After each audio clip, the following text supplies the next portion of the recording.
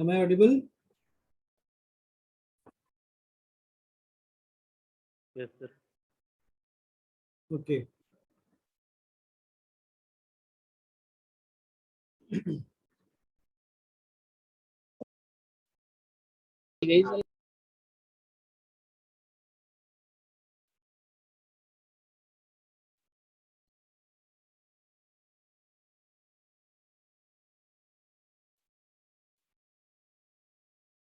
Let me share the whiteboard.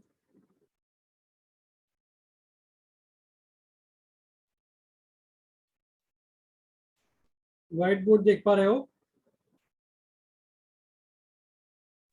Yes.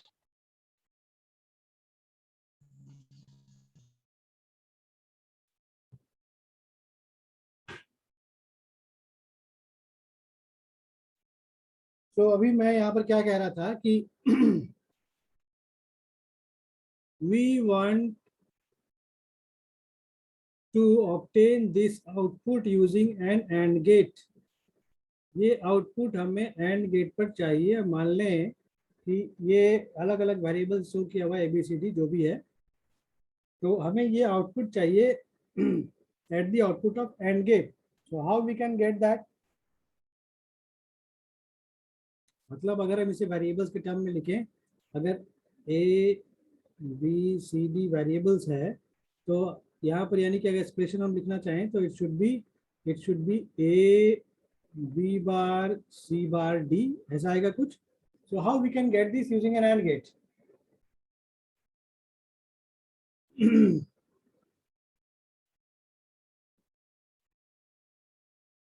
कैसे कर सकते हैं?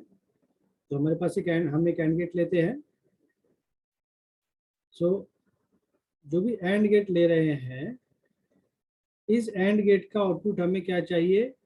1001 चाहिए। और अगर 1001 चाहिए यानी कि y is equal to A B bar C bar D चाहिए, तो यहाँ पर जितने भी इनपुट आए वो सारे के सारे इनपुट क्या होने चाहिए? 1 होने चाहिए, तभी हमें ये मिलेगा। अगर इन इनपुट में से अगर कोई भी इनपुट अगर लो हो गया तो यहाँ आउटपुट y क्या हो जाएगा? वो 0 हो जाएगा। हम जानते हैं AND गेट की प्रॉपर्टी कि अगर एक भी इनपुट 0 हुआ तो आउटपुट क्या हो जाएगा? 0 हो जाएगा, और हमें ये कॉम्बिनेशन नहीं मिलेगा। तो हमें डिकोड करना है इस डेटा को। So how we can do it? So we need, for A it is 1, so we will give a 1 A here. Okay, we have to give B bar. So how we can give B bar? If we have a input B, then how we can give a B bar? Input is here by using a NOT gate. We have an input as C bar, so we have C. So how we can give C bar? This and D. So in this way, so here it is D. So now we are putting the value 1001. Okay, we need 1001. तो हमें यहाँ पर output क्या मिलना चाहिए? वही मिलना चाहिए। तो अगर हम डायरेक्टली अगर 0 यहाँ दे देते, अगर यहाँ डायरेक्टली 0 दे देते तो हमें क्या मिलता? आउटपुट ही 0 मिल जाता। ठीक है, तो instead of that we are using this. तो यहाँ पर अभी जब 1 हमने दिया तो यहाँ क्या आएगा? यहाँ पर आएगा 1। यहाँ 0 है तो नॉट गेट है तो यहाँ आएगा 1। यहाँ 0 है, नॉट गेट है तो आएगा 1। यहाँ 1 है तो यहाँ आएगा 1। So the output will B, output क्या आएगा? यहाँ आउटपुट जो भी आएगा वो 1 आएगा। 1 के कॉरेस्पॉन्डिंग मतलब कि जो भी आउटपुट y आएगा that is based upon A B bar C bar and D। इस तरीके से हमें क्या मिला? एक डिकोडेड आउटपुट मिला। So this is the basic decoding component NAND gate. So NAND gate भी हम इस्तेमाल कर सकते हैं, बट उस केस में क्या होगा? लो आउटपुट जो होगा वो इंडिकेट करेगा बाइनरी कोड को। मतलब अगर हम AND गेट के को छोड़कर अगर NAND गेट का इस्तेमाल करें in that case the output will be active low, यानी कि जब active output is low, जब output low आएगा, in that case there will be the decoded output. So अभी जो हमने यहाँ पर देखा डिकोडर के केस में क्या देखा, डिकोडर का एग्जांपल 3:8 डिकोडर. So 3:8 decoder अगर बोले, so this 3:8 decoder can also be said as what?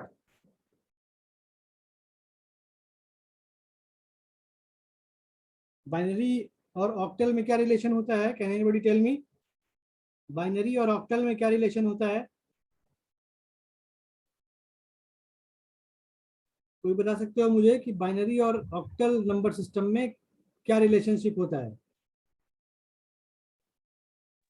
Sir binary का अगर 3 को कंबाइन करें 3 बिट को, तो ऑक्टल में कन्वर्ट कर सकते हैं. यानी कि बाइनरी 3 डिजिट 3 बिट अगर बाइनरी को हम कंबाइन करें, then we will have an octal output, है ना. जैसे एक एग्जांपल लें, कोई एक छोटा सा एग्जांपल. मान लें हमारे पास जो डेटा है वो है 101101 ये डेटा है जो कि बाइनरी में है.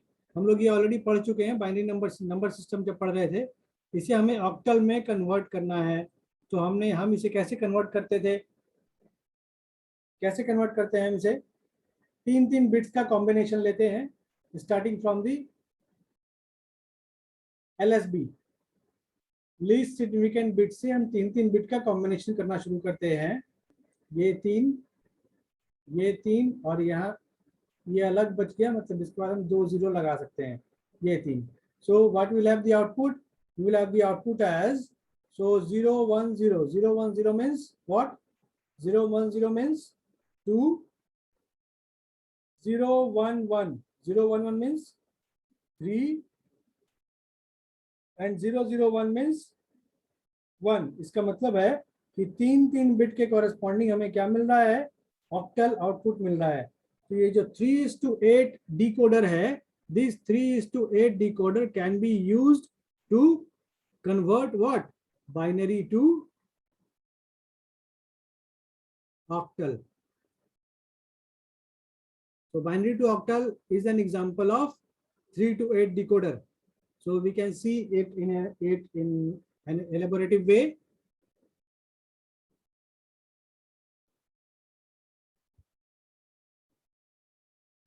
So firstly, we have to see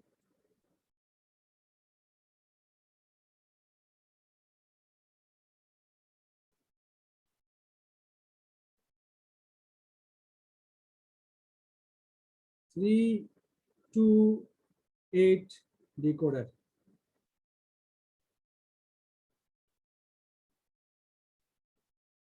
three to eight decoder बोले या 3:8 भी बोल सकते हैं, 3:8 डिकोडर. ठीक है. तो यहाँ पर अभी क्या होगा? तो 3:8 डिकोडर है तो ऑब्वियस है कि 3:8 डिकोडर है, अगर मतलब है कि यहाँ पर 3 इनपुट होंगे और 8 आउटपुट होंगे, और वो जो 8 आउटपुट होंगे 8 ऑक्टल डिजिट्स को रिप्रेजेंट करेंगे. सो those can be written as y0 to y7 or d0 to d7. So whatever be the variable you can assign. So based on the whatever be the 3 inputs, one of the 8 outputs will be selected. Okay. So 3:8 decoder में क्या होगा? तो जो भी 3 input होगा, मान लें input हम यहाँ पर ले रहे हैं, इनपुट्स एंड आउटपुट्स. तो इनपुट्स हम मान रहे हैं कि A, B and C are input, and from अगर हम 3:8 डिकोडर ले रहे हैं तो output will be 8 in number. So let it be D7, D6, D5, D4, D3, D2 and D1 and D0. So based upon the combination of A, B, C, we will have the outputs. So as we have 3 inputs, 3 variables, so there should be 8 number of combinations. 1 0 1 0 1. Okay, so 8 combinations. I am just putting it here in this way.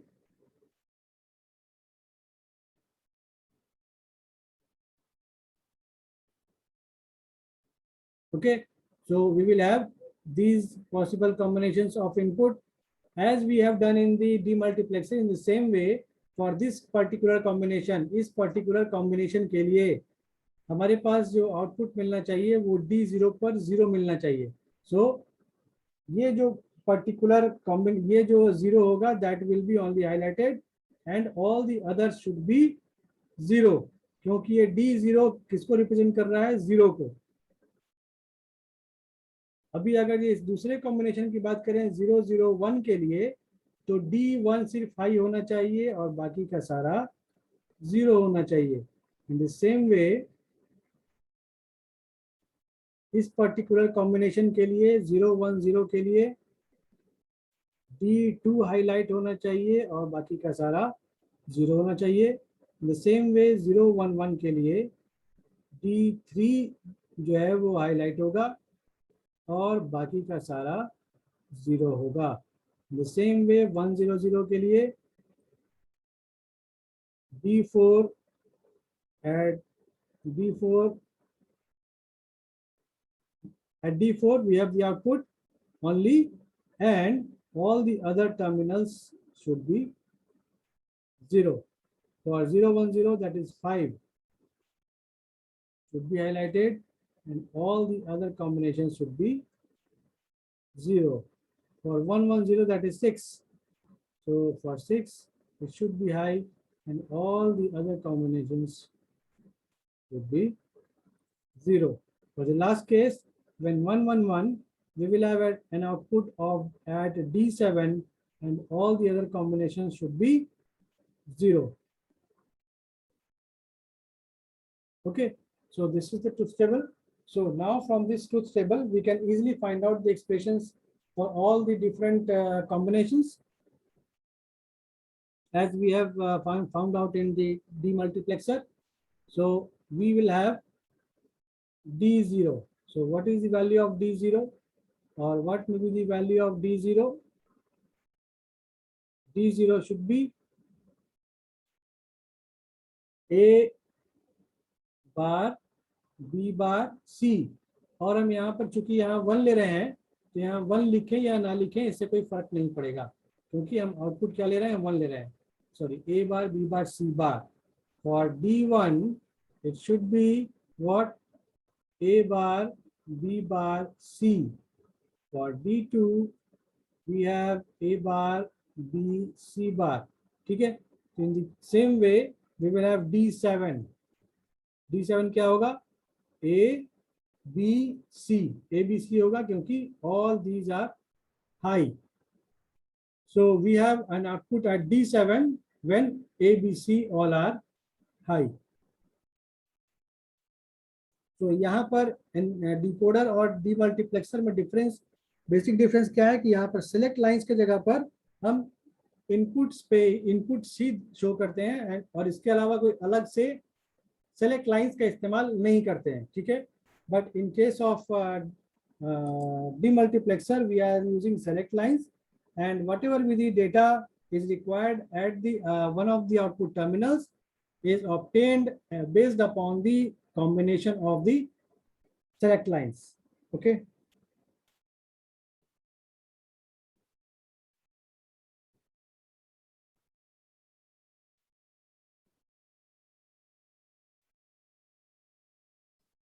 So now we want to, so again we have to form or we have to implement using the circuitry. So again हम उसी तरीके से circuit यहाँ पर बना सकते हैं. Circuit बना सकते हैं मतलब A B C हमारे पास 3 लाइंस होंगे. Again we have A B and C as 3 lines. So based upon these 3 lines we will have the inputs at the terminal of the AND gate. तो अगर ये A है so we need A bar also because A bar भी present है equation में. we need B bar also, and we need C bar also.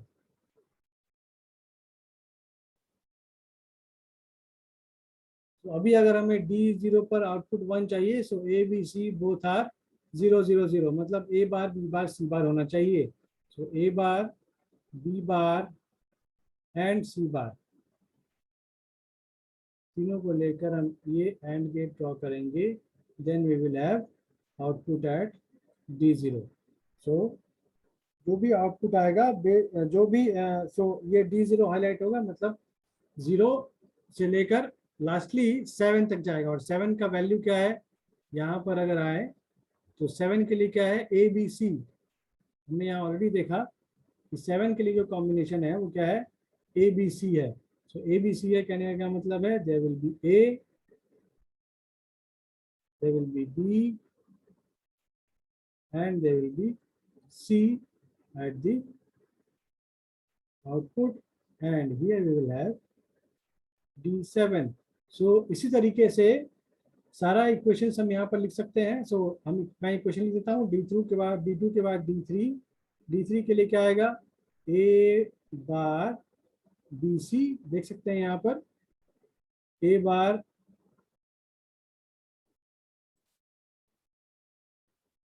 yes, A bar BC. Okay, so this is representing A bar BC. Then we will have D4, D5, D6, and I've already written D7. Okay, so based upon these equations or expressions, we can easily draw this logic diagram. So this is about 3:8 decoder. In the same way, we will have 4:16 decoder. So this 4:16 decoder is nothing but binary to hexadecimal decoder. Okay, so we can term it like this.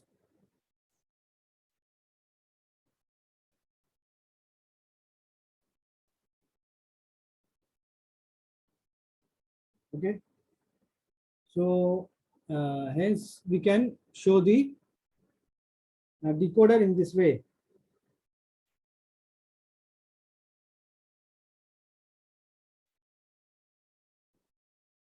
Now we have to see some decoder as a 7-segment decoder, or BCD to 7-segment decoder. So we will discuss this BCD to 7-segment decoder in the next class. But instead of that, I just want to show you about the application of decoder. So where these decoders is used. So decoders can be used in the counter system. ये जब आप लोग counter जहाँ पढ़े हो, तो counter जहाँ आप लोग पढ़े होगे, तो वहाँ पर जब देखोगे कि नॉन बाइनरी काउंटर जब हम बनाते हैं, नॉन बाइनरी काउंटर, आप लोगों को याद है कि जब हम लोग काउंटर पढ़ते हैं, जब आप लोग काउंटर पढ़े होगे, तो mod 2 to the power n, mode less than 2 to the power n counter आप लोग देखे हो.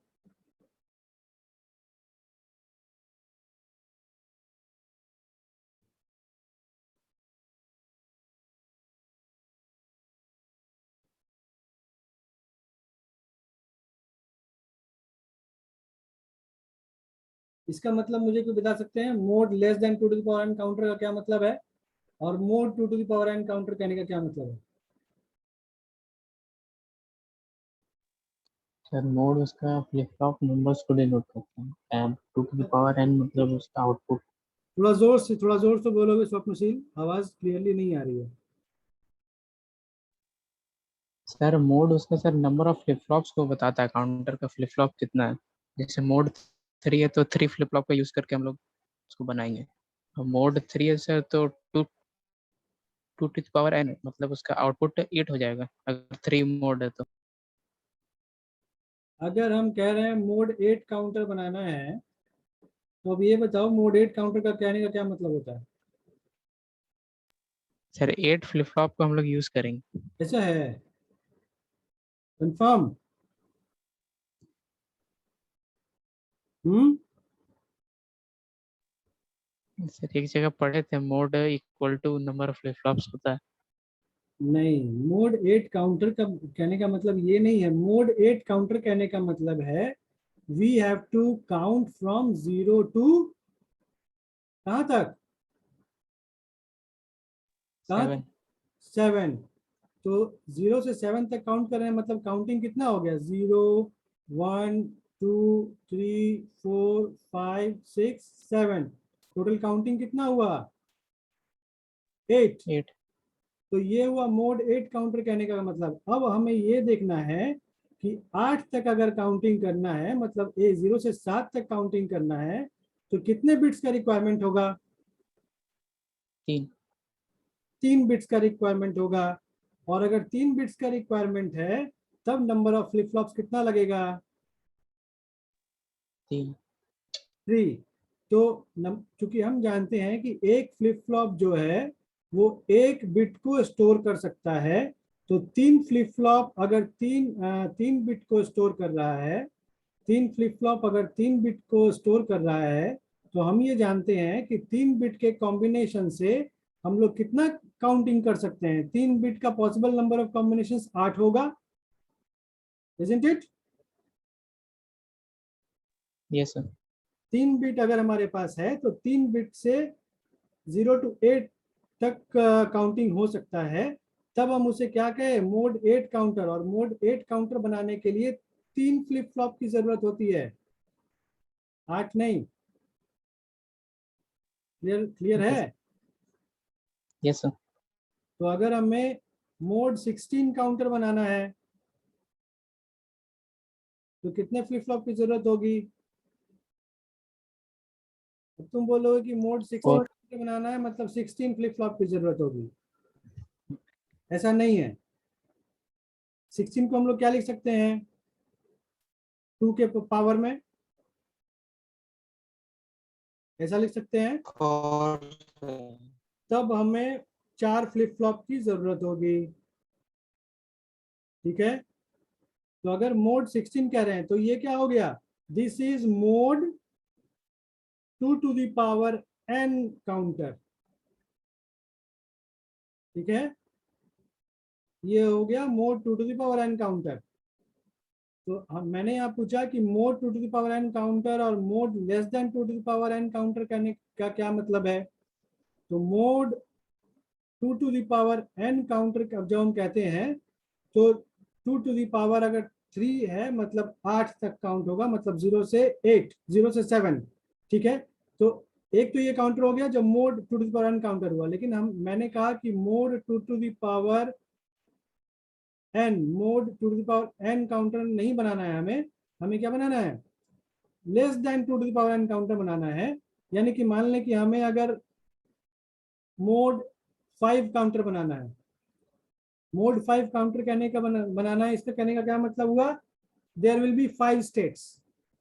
मैंने पहले कहा कि अगर मोड 8 काउंटर बनाना है तो 8 स्टेट होने चाहिए, और अगर मोड 5 काउंटर बनाना है तो 5 स्टेट होना चाहिए। 0 1, मतलब 0 से 1, फिर 2 3 4, और उसके बाद फिर क्या होना चाहिए? 0 होना चाहिए। अगर मोड 5 काउंटर बोल रहे हैं तो 5 स्टेट्स काउंट करना चाहिए, 1 2 3 4 5। और इस पांचवें के बाद फिर से इनिशियल स्टेट आ जाना चाहिए। ठीक है? तो अब ये मुझे बताएं कि मोड 5 काउंटर बनाना है तो कितने फ्लिप फ्लॉप की जरूरत पड़ेगी मिनिमम? 3। हाँ, 3 सर। 3 की जरूरत पड़ेगी। क्या 2 फ्लिप फ्लॉप का इस्तेमाल करके हम मोड 5 काउंटर बना सकते हैं? 2 फ्लिप फ्लॉप का इस्तेमाल करके क्या हम मोड 5 काउंटर बना सकते हैं? No sir. नहीं बना सकते हैं, क्यों? सर तो फिर उसका अगर आउटपुट देखेंगे सर तो उसका 4 ही काउंट करेगा। हाँ, क्योंकि 2 flip flop minimum 2 to the power 2 मतलब 4 स्टेट्स काउंट करेगा, 5 स्टेट्स नहीं। यानी कि अगर 2 फ्लिप फ्लॉप हो हमारे पास तो 2 फ्लिप फ्लॉप सिर्फ 4 स्टेट तक ही काउंट कर सकता है, मतलब 0 से लेकर 3 तक, ठीक है। लेकिन हमें मोड 5 काउंटर बनाना है, मतलब ये 0 से लेकर 4 तक काउंटिंग करना चाहिए, तब मोड 5 काउंटर होगा। तो हमें चूंकि 2 फ्लिप फ्लॉप में 4 ही तक काउंट हो रहा है, मतलब 4 ही तक काउंट हो पा रहा है, तो मिनिमम 2⁻³ मतलब 3 फ्लिप फ्लॉप चाहिए। और 3 फ्लिप फ्लॉप से हम काउंटिंग तो 8 तक कर सकते हैं, लेकिन हमें काउंटिंग सिर्फ 5 तक करना है। 5 तक करना है मतलब 0 to 4। तो इसके लिए हमें डिकोडर्स की जरूरत होती है। अच्छा, mode mode less then 2⁻n आप लोग काउंटर आपने पढ़ा है ये? Mode less then 2⁻n counter पढ़ा है आपने? पढ़े हैं सर, लेकिन समझ में उतना नहीं है। अच्छा ठीक है, उससे रिवाइज करोगे तो ये देखो, एक ही बार पहली बार में सब कुछ अच्छे से समझ में नहीं आता है। आप जब उसे रिवाइज करने बैठोगे तो वो ज़्यादा क्लियर होगा। आप रिवाइज करने बैठोगे, नहीं समझ में आएगा, फिर से उस डाउट को अपने टीचर से पूछोगे तो वो क्लियर हो जाएगा। But you have to revise that. ये सारी चीज़ें एक बार में, ऐसा नहीं है कि एक बार आप पढ़े और क्लियर हो गया, सब चीज़ एकदम clear up to the mark हो गया, ठीक है ना। तो you have to revise it again again again and again. You have to go through books, आपको बुक बार बार पढ़ना होगा, बार बार उस चीज़ को रिपीट करना होगा। तो ठीक है, तो जब लेस देन 2⁻n काउंटर जब हम बनाते हैं ना, तो फ्लिप फ्लॉप के साथ में मान लें अगर मोड 5 काउंटर या मोड 6 काउंटर बनाना है, तो हमें फ्लिप फ्लॉप को फिर से इनिशियलाइज करना पड़ता है।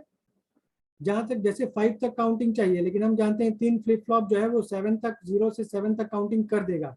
तो 0 से 7 तक काउंटिंग कब कर देगा? जब उसमें हम कोई डिकोडिंग सर्किट नहीं लगाएंगे। तो डिकोडिंग सर्किट एंड गेट की तरह यूज होता है, और एंड गेट का इस्तेमाल करके हम डिकोडिंग सर्किट बनाते हैं, ताकि 7 से पहले जो कि 0 से 7 तक ये काउंटिंग करता, अब ये 0 से 4 तक ही काउंटिंग करे और वापस से 0 आ जाए।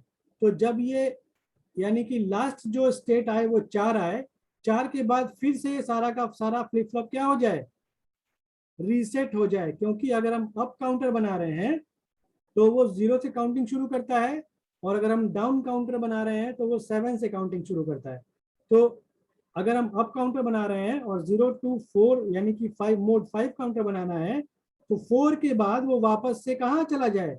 0 पर आ जाए, यानी कि 4 से आगे नहीं बढ़े, 4 के बाद 5 नहीं जाए।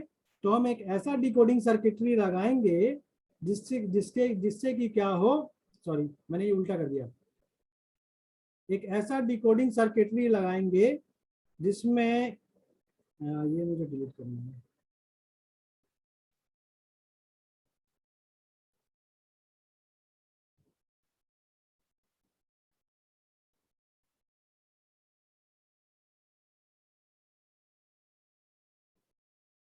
What is happened, just wait for minute.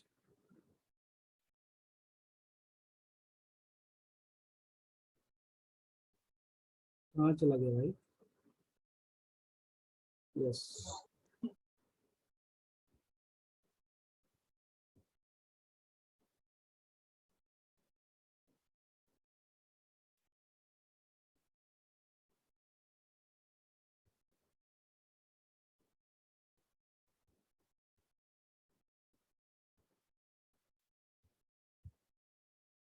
ठीक है चलो, अभी मैं काउंटर अगर डिस्कस करूंगा तो ये काफ़ी समय लग जाएगा। ठीक है, तो एक्चुअली मैं यहाँ पर आप लोगों को सिर्फ ये बताना चाह रहा हूँ कि अगर मोड 8 काउंटर से कम वाला मोड का काउंटर बनाना है तो हमें डिकोडर की जरूरत पड़ती है, डिकोडिंग सर्किटरी की।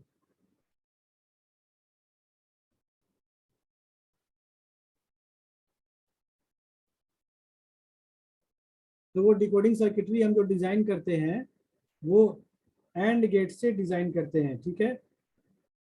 और तो एंड गेट से डिजाइन करते हैं तो होता एक्चुअली क्या है कि for a particular combination of these, जो भी हम काउंटर डिजाइन करते हैं तो आउटपुट हमें यहाँ मिलता है कुछ। मान लें अगर सिंक्रोनस, मान लें अगर ए सिंक्रोनस काउंटर है, तो हम हमारे पास कुछ आउटपुट मिलता है। बेस्ड ऑन दैट जो भी आउटपुट आ रहा है उसे हम एक एंड गेट में भेजते हैं, और उस एंड गेट को वापस से रीसेट कराते हैं। तो हम क्या जानते हैं कि एंड गेट जो है वो इसका आउटपुट 0 कब आएगा, एंड गेट का आउटपुट 0 कब आता है,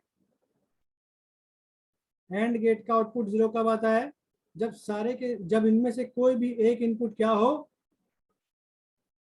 0 हो।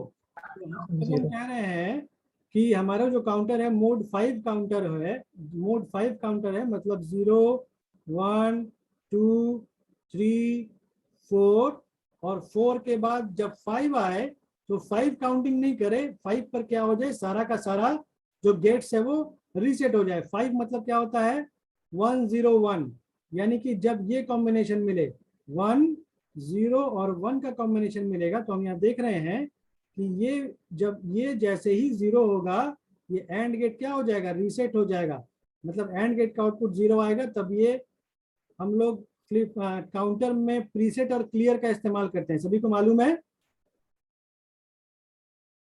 काउंटर में प्रीसेट और क्लियर का इस्तेमाल करते हैं। Anybody know? Anybody knows?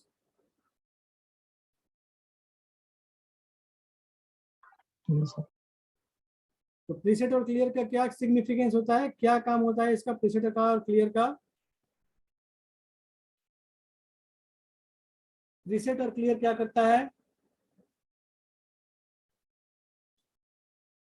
Okay चलो मैं ही बता देता हूँ। प्रीसेट और क्लियर एक्चुअली इस फ्लिप फ्लॉप को आइदर प्री सेट करता है, मतलब या तो पहले से सेट कर देगा, या क्लियर कर देगा, मतलब सारे के सारे के आउटपुट को 0 कर देगा।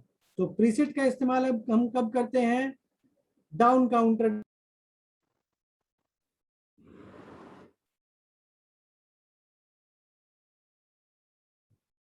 Am I audible? Am I audible?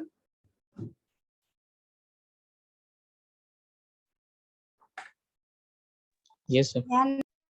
Okay. So let me share the whiteboard.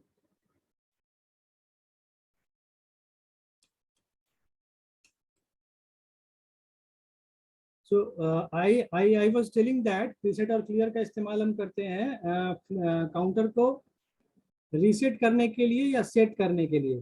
तो प्रीसेट का इस्तेमाल करते हैं जब हमें डाउन काउंटर का इस्तेमाल करना हो, और क्लियर का इस्तेमाल जब हम करते हैं जब हमें अप काउंटर का इस्तेमाल, अप काउंटर की तरह इस्तेमाल करना हो।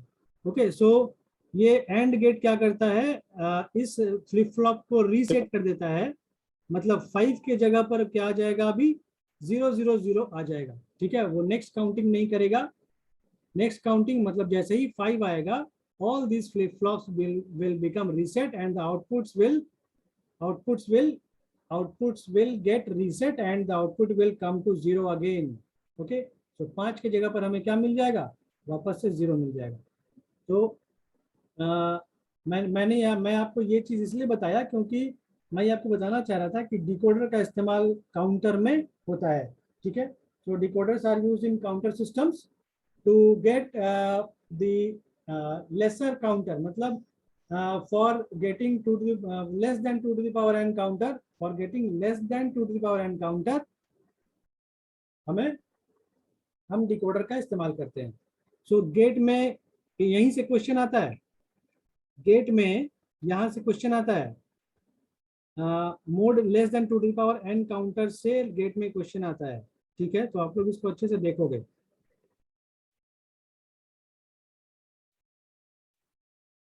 Okay, so the next application is what? It is used in analog to digital converters also. So what I am discussing? Application of decoder. पहला हमने क्या देखा, used in counter system. Second, used in analog to digital converter.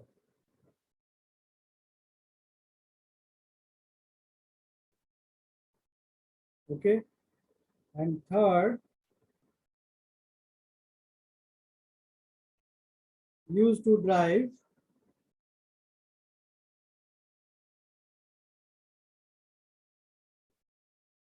a display system.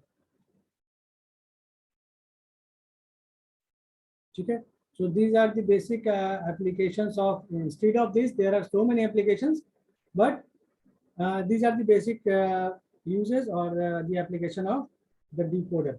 Okay, so we have seen octal, binary to octal, and binary to hexadecimal decoders. Next, we have to study encoder. So encoder is what? Encoder is just opposite of the decoder. जैसा कि हमने पहले देखा कि encoder में number of input जो होगा वो ज्यादा होगा और with respect to the number of output. तो एनकोडर में क्या होगा?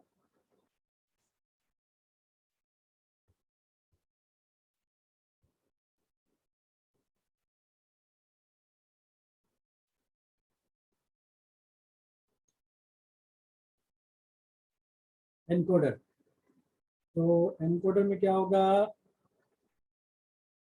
Number of input is, yeah, number of input is greater than number of output. Example, for example, 16:4 encoder, 8:3 encoder. अभी थोड़ी देर पहले हमने देखा था 4:16 जब बोल रहे थे तो डिकोडर बोल रहे थे, 3:8 जब बोल रहे थे तो डिकोडर बोल रहे थे. उसका जस्ट अपोजिट होगा 8:3 एनकोडर, 16:4 एनकोडर. तो अब 16:4 एनकोडर को हम लोग और क्या कह सकते हैं? Hexadecimal to binary encoder. और इसे क्या बोल सकते हैं? Octal to binary encoder. ठीक है ना? Quite simple. These are these are the encoders.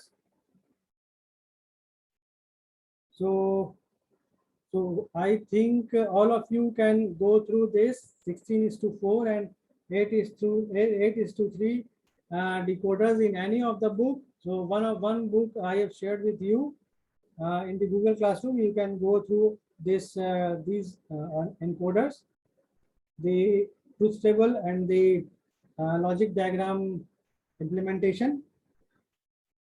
In the next class, we will go through priority encoder. I think I have not discussed priority encoder, no? So we will see priority encoder and the BCD to 7 segment display.